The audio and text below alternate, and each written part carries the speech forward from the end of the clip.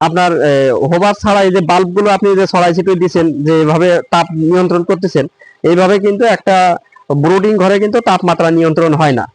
আপনাকে একটা আদর্শ ব্রুডিং করতে হলে অবশ্যই একটা উপরে কি থাকতে হবে, একটা হোবারের মাধ্যম দিয়ে বাল্বগুলোকে আপনার একটা কি একটা নির্দিষ্ট জায়গায় একটা আলোগুলো ফেলাতে হবে।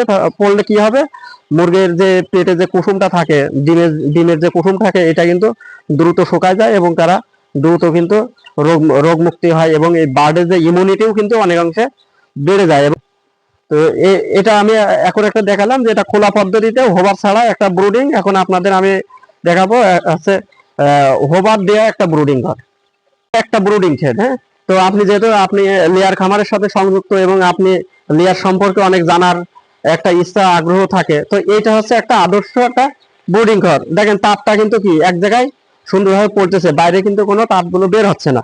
তো ব্রুডিং ঘরে বাচ্চাকে যদি সঠিকভাবে ব্রুডিং করতে হয়, তাহলে তাপমাত্রা আপনাকে আগে নিয়ন্ত্রণ করতে হবে এবং তাপমাত্রা নিয়ন্ত্রণের জন্য যে প্যারামিটার গুলো একটা ব্রুডিং ঘরে দরকার, এটাকে বলা হচ্ছে সিক গার্ড।